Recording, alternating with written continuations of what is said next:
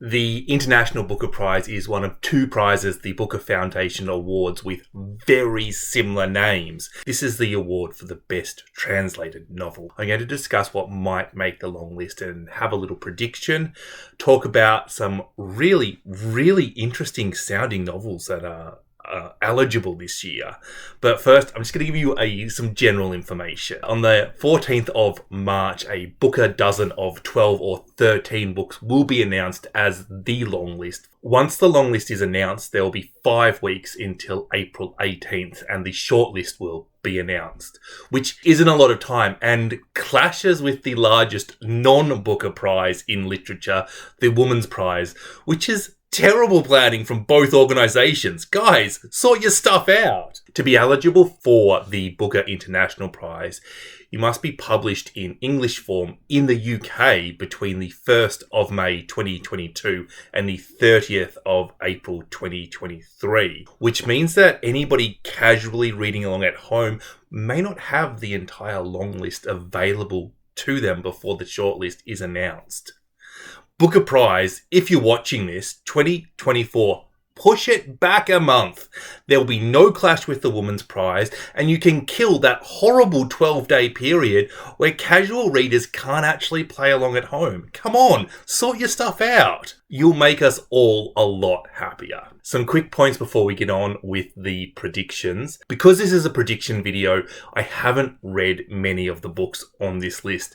So if the commentary on a book is slightly off, I do apologise for it. I probably haven't read it. I'll start with the 3 books I think are probably the 3 best known. Our Share of Night, Mariana Enriquez, translated by Megan McDowell. Coming in at 736 pages, this is a chunker of a gothic horror novel.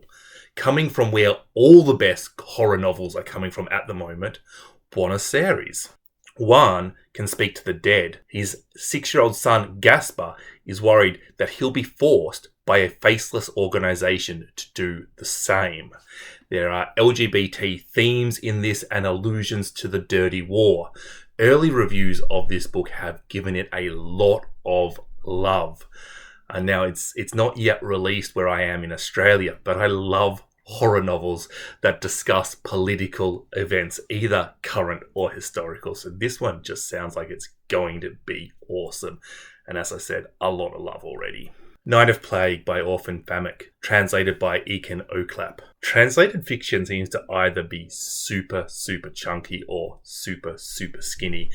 And at 608 pages, this is another chunky one. But I promise, from here on in, all the books are less than 230 pages. All the books are skinny, easy ones to read. This is a historical fiction set in 1901 on the fictitious island of Minghira in the Ottoman Empire. There is a plague that the government is lying about.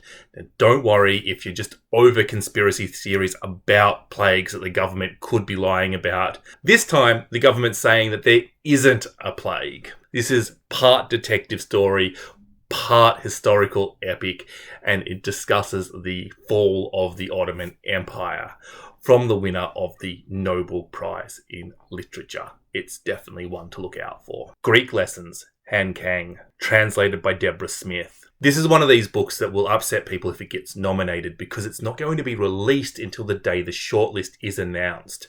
But folks, get yourself a NetGalley account because it's Kang, former winner of this prize and one of the biggest authors alive today. I don't want to say that any book is guaranteed to make this list because, you know, the Booker judges are contrary troublemakers, but I would be shocked if this one didn't make it. A young woman has recently lost her mother and has lost a custody battle for her 9-year-old son. She forms a bond with her Greek teacher, a man who has grown up between Korea and Germany and feels torn between the two cultures, the two languages, and fears losing his independence as he is losing his vision. The two form an unlikely bond, an unlikely friendship and love. Does snow turn a person white inside? Max Lobe, translated by Roz Swartz. Max Lobe is an incredibly talented Cameroonian author, and I was a big fan of his novel A Long Way to Douala. Moana moves to Switzerland from the Cameroon when he was 18, and he graduates university there. This novel opens with Moana seeing posters asking for all black sheep to be sent home. At the time, Moana is working for an NGO campaigning against racial discrimination against the black sheep posters. This is a novel about immigration, but it's also about an African's view of Switzerland, about Switzerland's contradictions and eccentricities, its beautiful landscape, its modernization, its intolerance and inflexibility. It also examines Africa and the weight of tradition and beliefs, and Moana's feeling that now he has a foot in both camps, that he doesn't really truly belong to either camp. Punishment, Fernand von Strauch, translated by Katharina Hall. Written by a former criminal defense lawyer, he's clearly using cases from his time working there to create a picture of what else? Criminal defense. A man murders his noisy neighbour. A cheated wife is seeking revenge. And how do we decide what punishment fits the crime? A nameless criminal defense lawyer narrates 12 different cases. He tells the story of 12 people, uncovering loneliness, desperation, desire, and alienation. Essentially, this sounds like he is humanizing criminals with his prose. He is empathizing with them and seeing them. And I definitely think that it's very easy for us to dehumanize people once they commit a crime. We really mistreat our prisoners in the West, and we justify it because they're criminals, and it's a little bit yuck, to be honest. As such, anything that humanizes them is welcome, and this just sounds really compelling. Mother's Dote, Kachika Aguirre, translated by Christina Adis. A mother kills her twin children. While a different woman is about to give birth, she is a writer, and she realizes that she knows the woman who has just killed her children. And this encourages her to take leave and write about the crime, despite being heavily pregnant. A dark feminist novel about motherhood, art, and mental health. Mothers don't write, mothers give life. What a chilling line to go with this really, I'm going to say, scarring cover. All Your Children Scattered, Batia Yuminbeya Morisi, translated by Alison Anderson. 3 generations of Rwandan family are torn apart by genocide, and they try to reconnect with one another. Blanche returns to Rwanda after living in Bordeaux with her husband for over 20 years. Her son Stokely feels caught between France and Rwanda, not knowing where he fits.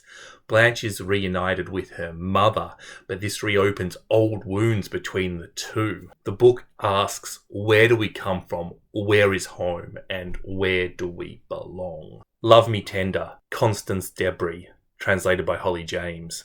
This is autofiction about a woman who comes out as a lesbian and then has to fight for custody of her child who is 8.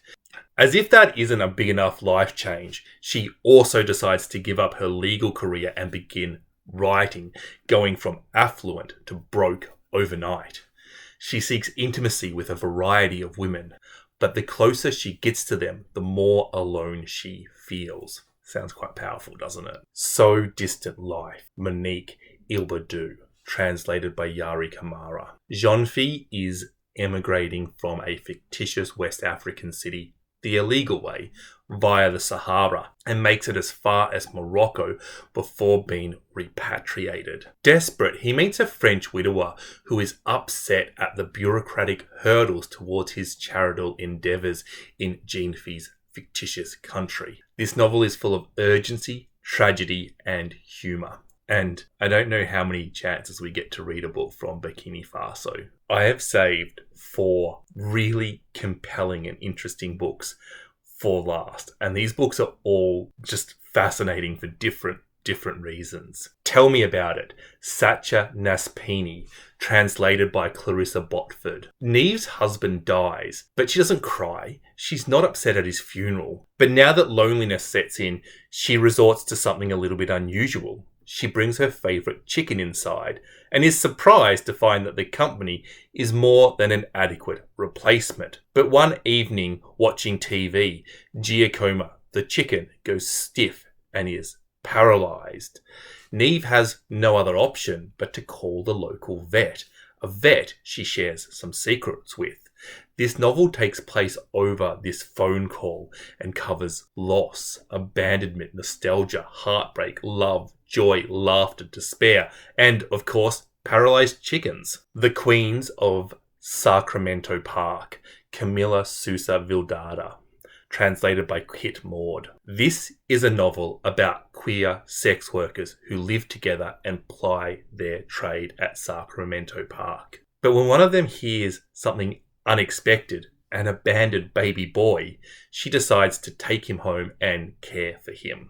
This is a trans novel. It's about gender identity and chosen family. It's full of pain and love, sex work, and it swings between darkly funny and devastatingly sad.